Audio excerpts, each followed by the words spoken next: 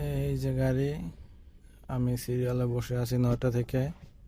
তো এখন পর্যন্ত এতটুকু আসতে পারছি। সংসদ এই যে উদ্যানের এই পর্যন্ত সংসদ ভবনে সিরিয়াল ধরছিলাম একদম সংসদ ভবনের ওই সাইড দিয়া। তো একদম মানে পুরাই অবস্থা খারাপ। তো আরো ভিডিও আছে দেখাচ্ছি। এই যে দেখেন, রাত 12টা 10 বাজে ঘোষণা দিয়েছে তেল নেই। 12:30 বাজে আর কি, বলছে তেল নেই। তারপরও এই পরিমাণ জ্যাম এই পর্যন্ত, একদম ওই মাথা থেকে মানুষ। তারপর আমিও বসে আছি। কথা হচ্ছে যে আজকে কয়েকদিনে যুদ্ধ বাবদ আমাদের দেশে এত ক্রাইসিস তেলের, সরকার মানুষকে তেল দিতে পারতেছে না বিভিন্ন ইয়েতে, বিভিন্ন ওয়ে দেখাচ্ছে। কিন্তু একটা প্রশ্ন জনসাধারণ মানুষ থেকেই যায় যে আসলে কি তেল নেই? তেল তো থাকার কথা। কেননা ইরান ইসরায়েল যুদ্ধ বলেন বা আমেরিকার যুদ্ধ বলেন, আসলে তারা কিন্তু বাংলাদেশ বলেন ভারত বলেন কোনো জাহাজই তারা ঠেকায় নেয় বা তেল আনতে নিষিদ্ধ করে নাই। কেউ নিষেধাজ্ঞাও দেয় নাই আমাদের দেশের উপরে। ইরানও বলে নাই তোমরা তেল নিও না, আমেরিকাও বলে তেল নিও না। তারা হয়তো একটু দাম বাড়াইছে, কিন্তু তাদের কিন্তু সংকট নাই। আমাদের তো দাম বাড়ায় যদি সংকট দূর হতো তাও তো ভালো। আমি একজন গাড়ি চালক হিসাবে এটাই বলতে চাই যে আসলে এরকম চলতে থাকলে তো কয়েকদিন পর মালিকরা আমাদেরকে চাকরি চ্যুত করবে। কারণ ওরা তো চাকরিতে রাখবে না, রাখবে না গাড়ি না চললে। আর পৃথিবীর প্রত্যেকটা দেশ যেখানে নিজেদের রাষ্ট্র চালানোর মতো 1 বছরের তেল বলেন গ্যাস বলেন সব মজুত থাকে, তো আমাদের দেশে মাত্র 2 মাসের ইয়েতেই যদি দেশে তেল গ্যাস এরকম শেষ হয়ে যায়, মানুষ সারাদিন সিরিয়াল ধরে তেল না পায়, তাহলে প্রশ্ন উঠতেছে যে আমরা আমাদের দেশ শাসন করতেছে কারা, চালাচ্ছে কারা?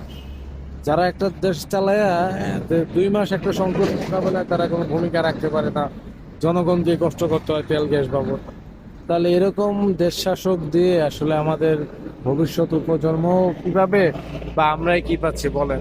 দিনে দিনে আরো বেকারত্বের হার বাড়তেছে, আরো কত সমস্যা দেখা দিতেছে, চুরি ছিনতাই। আরাম আয়েশ করে এসি রুমে বসে থেকে তো আর রাষ্ট্র চালানো যায় না। যদি সহজমিনে আসতো তাহলে দেখতো আমাদের কষ্টটা কিরকম। 3-4 ঘন্টা যদি মানুষ তেলের জন্য সিরিয়াল ধরে, তাহলে গাড়ি চলবে কখন? গাড়ি চালাবে কখন? কিছু তো ইয়ে নাই। এই যে আমার গাড়ি, এই কথাগুলো বলার অর্থ এটাই। আমি সবসময় দেখি যে বাংলাদেশে বিশ্বে কিছু হওয়ার আগে যে যুদ্ধ শুরু, কোথাও কোনো সমস্যা হইলেই আগে আমাদের দেশে সংকট দেখা দেয়। কেন ভাই? অন্য অন্য দেশে তো এরকম হইতেছে না? ভারত তো তেল আনতেছে, তার দেশ চলতেছে, প্রতিবেশী রাষ্ট্র।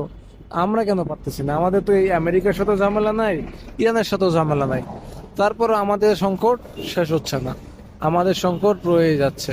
আর মূলত যারা যুদ্ধ করতেছে তাদের কোনো সংকট নাই, তাদের দেশ ঠিকই চলতেছে, তারা কিন্তু বসে নেই। এই হচ্ছে অবস্থা। আমাদের এরকম একজন রাষ্ট্রপ্রধান দরকার যে যে কোনো মুহূর্তে যে কোনো সিচুয়েশনে জনগণকে নাজাত দিয়ে বা ক্রাইসিস মোকাবেলায় পর্যাপ্ত ভূমিকা রাখতে পারে। প্রশাসন বলেন, সে নিজে বলেন, স্ট্রং কোনো হয়ে নাই। তেল দেওয়া তো যেখানে যতটুকু আছে, মন গড়া কিছু গাড়ি, মন গড়া কিছু প্রতিষ্ঠান, এরা কিন্তু ফুললে চলতেছে। কিছু সরকারি গাড়ি, কিছু প্রভাবশালী লোকের গাড়ি, এগুলো চলতেছে। চলতেছে না কাদের গাড়ি? যাদের কোনো পাওয়ার নাই, যাদের প্রশাসন নাই, যাদের মামু খালি নাই, এদের গাড়ি কিন্তু আসলে চলতে পারতেছে না।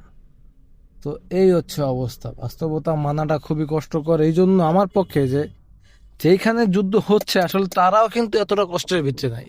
তাদের কিন্তু তেল গ্যাস সবই আছে, তাদের সংকট নাই। তো তারা বলেও নাই কখনো যে তোমরা তেল নিও না। যেখানে তেল আছে সেইখান থেকে আমাকে আনতে হবে। বা আমার দেশে তো রিজার্ভ আছে, রিজার্ভ কোথায়?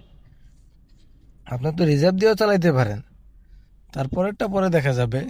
না, সেটা হচ্ছে না। ভারত চলতেছে, শ্রীলঙ্কা চলতেছে, অথচ কিছু নিউজ রিপোর্টার সরকারের মন রক্ষার্থে এমন কিছু নিউজ রিপোর্ট করতেছে যাতে মানে মানুষ শান্ত থাকে। আসলে কিন্তু আপনি প্রকৃতভাবে যদি আপনাদের কোনো লোক থাকে ওই দেশে, ভারত, শ্রীলঙ্কা বা চায়না, আপনারা ওইখানে খবর নেন তেলের সংকট আছে কিনা, তাহলে তারা তেল পাচ্ছে কোথায়? প্রশ্নটা আমার এইখানেই রইল। যারা ভিডিওটা দেখবেন একটু এই বিষয়টা জানাবেন।